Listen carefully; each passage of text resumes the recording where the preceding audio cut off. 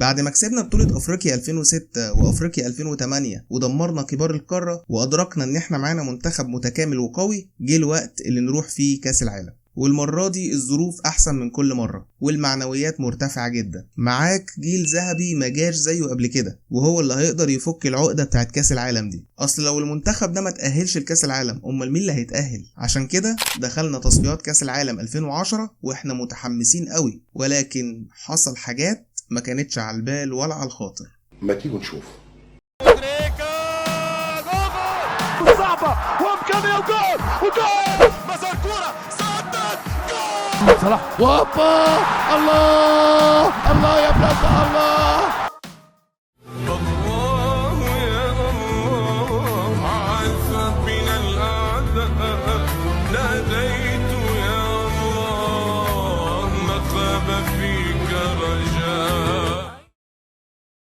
التصفيات المرة دي كانت مرحلتين. المرحلة الأولى كان فيها 12 مجموعة بيتأهل أصحاب المراكز الأولى وأحسن 8 منتخبات في المركز الثاني، يعني بيفضل 20 منتخب بيدخلوا المرحلة النهائية اللي بتتكون من 5 مجموعات، وأول كل مجموعة بيتأهل لكأس العالم مباشرة. في المرحلة الأولى وقعنا مع الكونغو وجيبوتي وملاوي، وأكيد دي بالنسبة لنا ماتشات ودية يعني مش حوار، لكن برضو الثقة الزيادة مش كويسة وخسرتنا كتير قبل كده. بدأنا أول ماتش في التصفيات في 2008 قدام الكونغو وعلى استاد القاهرة، وكالعادة أول ما نشم ريحة كأس العالم في أي ماتش نلعبه لازم نصعبه على نفسنا. محاولات وفرص ضايعة وضغط نفسي كبير، وعشان تكمل بقى الكونغو بيسجلوا فينا هدف في آخر دقيقة من الشوط الأول، وهنا واضح ان البداية مش مبشرة خالص. ولكن حاولنا في الشوط التاني بس لسه بنضيع، والنتيجة مش مخليانا عارفين نلعب ولا نركز. لكن الحمد لله قبل الماتش ما يخلص بتلت ساعة عمرو زكي بيحل المشكلة دي ويتعادل، بس برضو التعادل نفسه لسه مشكلة. وهدف يا عمرو يا عمرو يا عمرو يا عمرو يا زكي. وبعد 10 دقايق منتخبنا بيسجل هدف الفوز، وبيكون هدف عالمي عن طريق أحمد عيد عبد الملك، أخطر خطير. حققنا أول 3 نقط، يمكن كانوا بصعوبة شوية لكن مش مهم. لعبها جامدة، يطلعها منتبه، يتابعها على طول، حلوة حلوة حلوة حلوة من عيد عبد الملك. بعد كام يوم بنلعب الماتش التاني من التصفيات مع جيبوتي وعلى أرضهم، وبنكسب 4-0 مع الرأفة طبعا.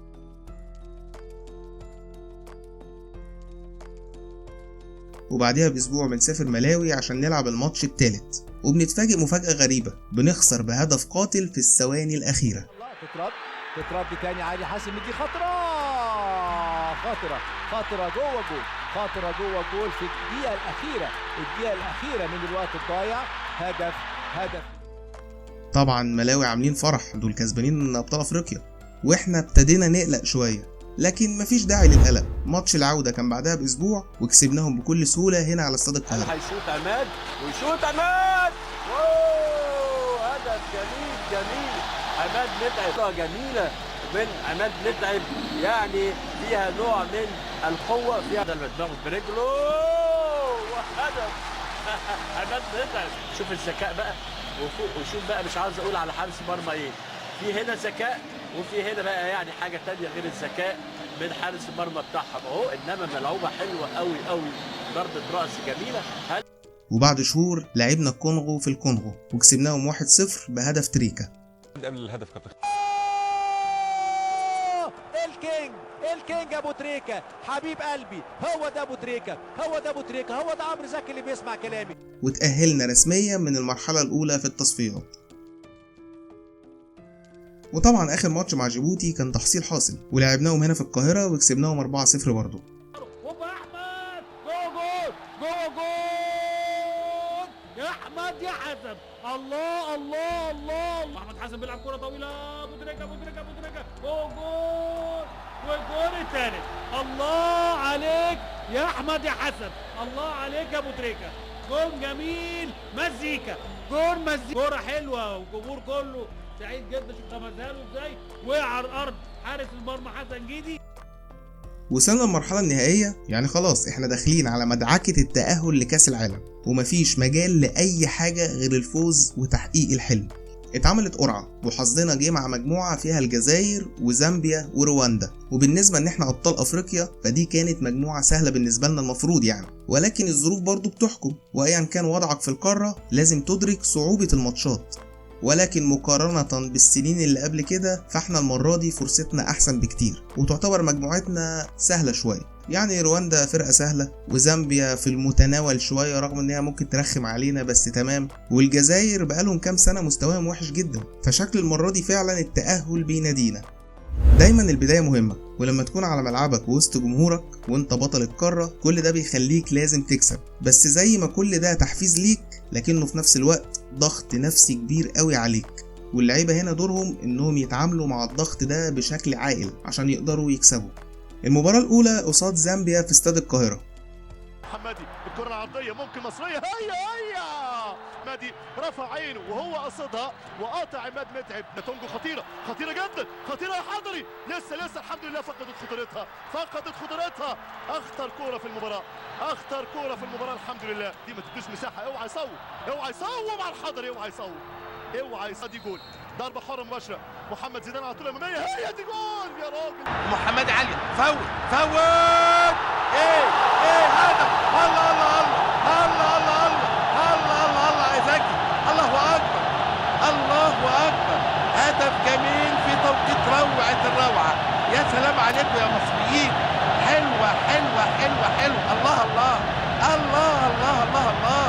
الله اكبر، هدف. هذه المحاولة تاني، محاولة تصويبة ولا في الثمانية، كانت رايحة العش بتاع الدبابير، كانت رايحة من محمد بركات في الثمانية، والله كانت رايحة، ولكن ممتاز حارس المرمى. سجلنا في أول نص ساعة وده خلى التوتر يروح مننا شوية، بس مع قلة التركيز وشوية سرحان زامبيا بيتعادلوا في الشوط الثاني. الثابتة بيعملها كويس، أحمد حسن على طول عالية رايحة، بالونة عملها بالونة، لكن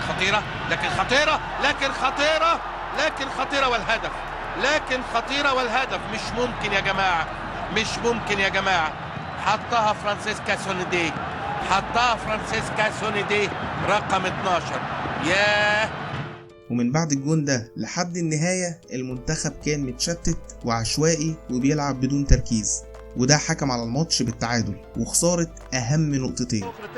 محمد أبو تريكة مهارة، هو تريكة حافظه فاكره، هو يا لسه، ولكن على طول حارس المرمى. انطلاقة تانية الميدو، العرضية الآن خطيرة مصرية، الفرحة قادمة، ولكن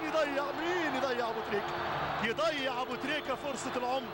بعد يا زكي، هي تريكة، هي يا محمد، يا أبو تريكة. محلي يستخلص تاني كالعادة، يضغط المنتخب المصري ومعاها كولوبالي يطلق صافرة نهاية أحداث المباراة. يمكن الثقة زيادة عن اللزوم اللي احنا خدناها هي كانت سبب في ان احنا نتعادل اول لقاء مع زامبيا هنا في استاد القاهرة. انا واحد من الناس اعتبرت ان هو التعادل ده هو ممكن ما يوصلناش. تخيل تخسر نقط على ارضك في اول مباراة كده، يعني البداية دي تخليك تتقفل من التصفيات كلها. سيناريو بيحصل معانا في كل مرة، وكأن الحاجات الغريبة دي ما بتحصلش غير معانا احنا بس برضه لما بنبص على نتائج المجموعة بنلاقي الجزائر اتعادلوا مع رواندا. كنا المفروض نستغل التعثر ده، بس كده برضه ما خربتش خالص ولسه في فرصة. احنا ممكن نعتبر الجولة دي كلها على بعض ما اتلعبتش ونبدأ على نظافة من الجولة الجاية، بس نركز بقى جامد عشان الماتش الجاي ده مع الجزائر في الجزائر.